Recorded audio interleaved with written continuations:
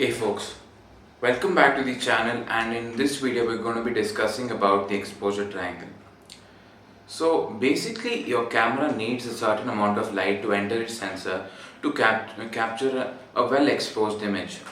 Now if the amount of light entering into your camera sensor is reduced, then obviously your image is going to be dark or underexposed. There are two major settings in order to achieve a proper exposure. Those are the aperture and the shutter speed. Now, these two factors influence the amount of light that enters your camera sensor, and changing these will ultimately affect the amount of light that enters into the camera. Let's talk about the first setting, which is the aperture. Well, aperture basically means the opening of the lens to let in light. Now the amount of light entering the sensor is measured in stops, and these stops are represented by a number. So as you can see on the screen, the common aperture numbers. So between each stop we either double the amount of light or we are halving the amount of light that reaches the camera sensor. So this is basically a 200 to 500 mm Nikon lens. It's a zoom lens and it has a fixed aperture of f5.6. Now you need to keep in mind that there are various lenses with various different kinds of apertures. Some lenses have fixed apertures, some lenses have variable apertures. Now these f numbers, one thing to remember is the higher the f number, the smaller the opening of the lens. That means the lesser amount of light enters into the lens and lesser light reaches the camera sensor. The lower the f number, the wider the opening of the lens and more light comes through the lens and more light ultimately reaches the sensor. So in low light situations we tend to use lenses with lower f numbers, which yield better performance in lower light situations. But one more thing to keep in mind with aperture is the depth of field. If you have a higher f number, you have a wider depth of field. That means there is not much background blur. So background blur, bokeh or depth of field depends on these f numbers. If the f number is lower, there will be more background blur. Now these f numbers like f4 or f2.8, now these numbers are used when you want to take a portrait or a headshot of an animal. You tend to use a higher aperture if you want to take a habitat shot, which will then yield a wider depth of field, which means you get the habitat and the animal in your shot. So the next factor determining the amount of light entering the camera is the shutter speed. So every DSLR camera and most mirrorless cameras have something called the shutter mechanism. Now these shutters have something called a curtain that restrict the amount of light entering into it. So suppose let's take a shutter speed of 1 second. So the curtain of the shutter is open for 1 second, and 1 second of light goes into the camera sensor. However, if you take a faster shutter speed of, let's say, 1/1000th of a second, only 1/1000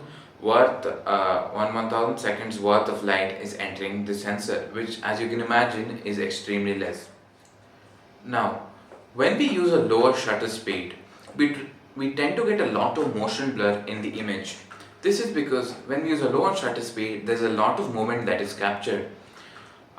Generally, in wildlife scenarios, we tend to use a higher shutter speed because we want to freeze the motion. And when we use a higher shutter speed, that means we are not letting in a lot of light into the camera sensor.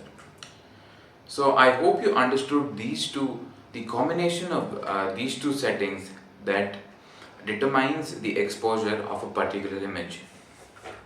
Now, in order to explain how these two settings work, we're going to take the example of this Nikon 200 to 500 mm lens and another 500 mm f4 lens from Nikon, which I currently don't have, but it's just for an example. So let's say we're shooting some birds at a lake. We have this 200 to 500 mm lens and the 500 mm f4 next to each other. Now both lenses have the same ISO 100. I'll talk to you about ISO later. This has an aperture of f5.6. The other lens has an aperture of maximum aperture of f4. Now, the 500mm f4 lens, because it has one stop more light coming into the lens, the shutter speed we can set it to 1/2000th of a second with 100 ISO. However, when we shoot the same scenario with this lens, it has one stop less light coming into the lens. So because it has one stop less light coming into the lens, we are going to need to halve the shutter speed in order to have the same amount of ISO as the other setup.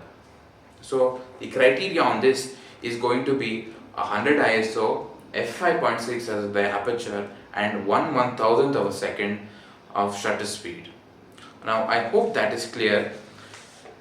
Now what if you have to shoot at 1/2000th of a second with this lens itself? Now that brings me to the third parameter in this exposure triangle, which is the ISO. The simplest way to explain ISO is basically it brightens the image. Now ISO doesn't have anything to do with the exposure of the image. It just brightens the image depending upon the shutter speed and the aperture settings. Now let's take the example of this 200 to 500 lens again. So as I said, now if we want to shoot the same scenario with this lens like we did with the 500mm f4, what we are going to need to do is increase the ISO. So since this has an aperture of f5.6, we are going to need to double the ISO. Now ISO also works like stops, works in stops like shutter speed and aperture. So in order to achieve a shutter speed of 1/2000th of a second and with an aperture of f5.6, we are going to need to double the ISO. The reason being, this lens has one stop lesser light coming into it than the f4 lens. So we're going to need to double the ISO in order to achieve a shutter speed of 1/2000th of a second. With now these parameters, these three parameters, if the ISO is at 200, aperture at f5.6 and a shutter speed of 1/2000th of a second, this will yield a properly exposed image. Now what if you have a lens which has one stop lesser light coming into it? So suppose a lens with an aperture of f8, so then you're going to double the ISO again, so from ISO 200 to 400. So then you're going to be able to achieve the same shot at 2000th of a second. What if you have a lens with one stop less light? So at f11, again you're going to have to double the ISO from 400 to 800. So this is how ISO works. Now when we use a higher ISO, we all tend to face a consequence, that is noise or grain. Now the noise that becomes an issue can vary from camera to camera. So suppose you have an old DSLR, probably at ISO 1000 the camera starts to show noise. However, today's modern mirrorless cameras and with advanced technologies, the cameras such as the Canon R5 or the Nikon Z9 and the Sony A1, these cameras can produce brilliant files and can cope up with high ISOs at like ISOs like 12,800 or 25,600 too. There are also new softwares such as DxO Pure Raw and Topaz Denoise AI, which improve the file quality by reducing the noise in the file. Now that we understood these three parameters, we need a way to tell the camera to use these. You have auto exposure modes and you have manual modes. So we have modes such as aperture priority, shutter priority, manual plus auto ISO, and complete manual. So the first mode is aperture priority. So in aperture priority, the user sets the aperture and the ISO and the camera decides the shutter speed. Now how exactly does the camera know how to set the shutter speed? Automatically. Well, the camera has something called a meter inside it, and this meter measures the amount of light that is reflected back into it and is always trying to um, get to what's called a middle gray. Now, in order to achieve this middle gray, the camera will set the shutter speed appropriately. The second mode is shutter priority mode. In shutter priority mode, the user sets the shutter speed and the ISO, and the camera chooses the aperture. Now, the last mode is called manual plus auto ISO. Now, this is by far the best mode to use, I feel, because the user gets to set the shutter speed and the aperture, and the camera decides the ISO. So you basically get to set the exposure controls, and the camera decides how bright the image should be. The last mode is complete manual mode. So basically the user has to set everything in this, so that is the ISO, shutter speed and aperture manually.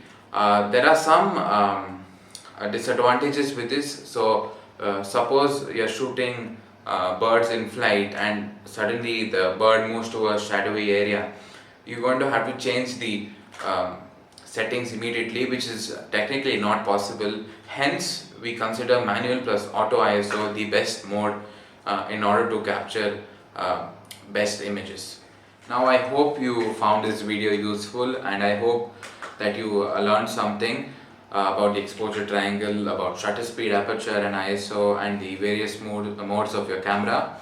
And subscribe down below, hit the bell icon, like the video, share the video, and also comment down below whether you like the video and what kind of content would you like on the channel. And I thank you for your support, and I'll see you guys next time.